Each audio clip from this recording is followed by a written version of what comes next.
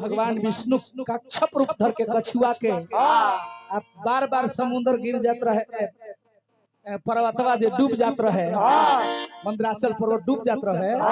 तो भगवान विष्णु सोचली कि सागर मथन होबे ना करी, तो का कहली कि कछुआ के रूप ध के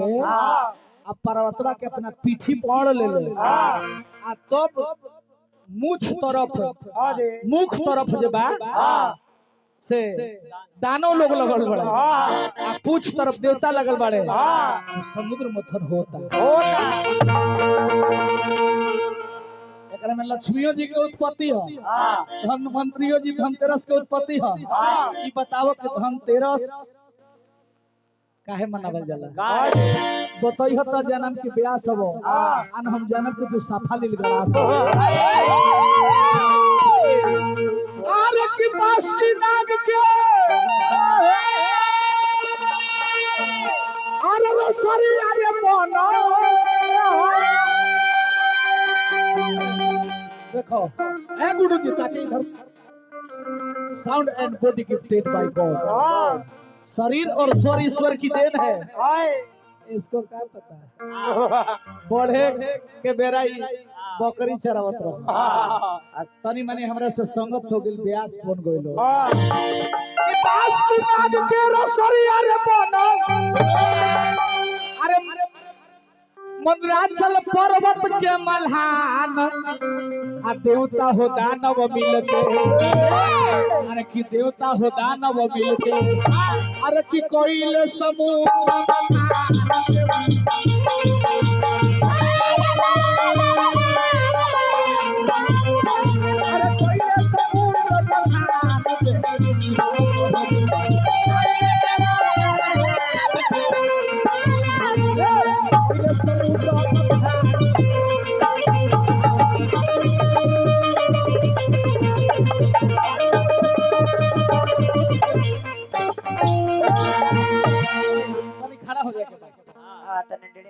ए बबुआ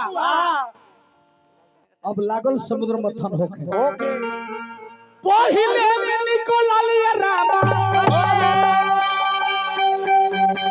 पहिले का निकलल अरे विश्वर का नाम हो। ए बबुआ पहिले का निकलल एक रत्न निकलल, 14 गो रत्न निकलल बा। आज 14 रत्न में पहला रत्न निकलल ओकरा नाम है विष। ओकरा के पियले देवाओं के देव महादेव अरे हर हर शंभु विष पी लिहले आ कोई के पेट में पचेला न कुछो, लेकिन भगवान शंकर के कंठवे में विषिया पचा दे जेकरा से नाम नीलकंठ पड़ल कि पहिले में निकलल ये रामा और कि विश्वर पाना कि रामा हो कि गावे मूसा गाना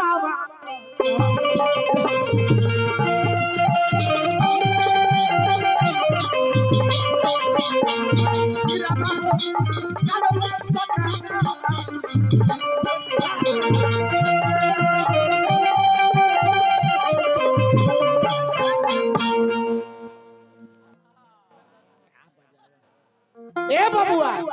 विष ऋतम जब पड़ल एकरा बाद में का निकलल अमृत निकलल। अमृत जब निकलल तो दानव लोग छीन लिहले, दानव लोग छीन लिहले तो भगवान विष्णु का कहनी कि मोहनी रूप धर के सुंदर नारी के रूप धर के आ जाके दानव से वही अमृत मांग लेले बड़े। आ एक तरफ दानव एक तरफ देवता के कतार लगा के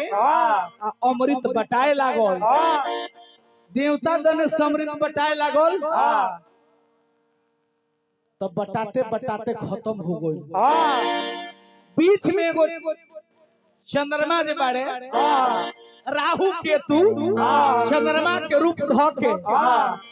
आकर के राहु केतु अमृत पी लेले बड़े। भगवान विष्णु छाल करके का पढ़ावा तड़ा ब्यास उनका तो कहानी पूछा तड़ा गुरु जियालाल भाई समझा दो व्यास के हां बारी ले जाके कहानी समझा दो। भैया बारी चल जा ई ना कि तू अपन गुरुजी के ले ले आता है तू अपन गुरुजी के ले ले तो हल हां ओके बात है यूट्यूब के जियालाल भैया से का पूछी था तू हां यूट्यूब के जमाना वाले खोल के देख लेता है यूट्यूब पर मिलते रे मर्द गूगल खोला ए बबुआ तो वही आगे बढ़ते कदम में अमृत बटा गई तो दूगो जो दैत पी ले रहले राहु नाम के तो भगवान विष्णु अपना चक्र से गर्दन काट देता रहे जेकरा में दूगो असुर तैयार हो गए राहु राहु आगे धनवंतरी जिनका धनतेरस कहिना मनावल जाला काहे ना यही कार्तिक महीना के त्रयोदशी के दिन चंद्रमा निकलल बारे द्वादशी के पूर्णिमा शरद पूर्णिमा के आ त्रयोदशी के धनतेरस धनवंतरी देवी के पूजा होला कहानी के जगह हम खड़ी पाई मारत नहीं अब जा जियालाल भाई तू जा तो सिखाइए टाइम हमरे बचत न तो जियालाल भाई सिखा दो इनका के हां और ना तो लिख के दे दो ए बबुआ ना सुधर एगो प्रेम रस के गीत प्रेम रस के गीत में एगो लड़का एगो लड़की मोहब्बत करत रहे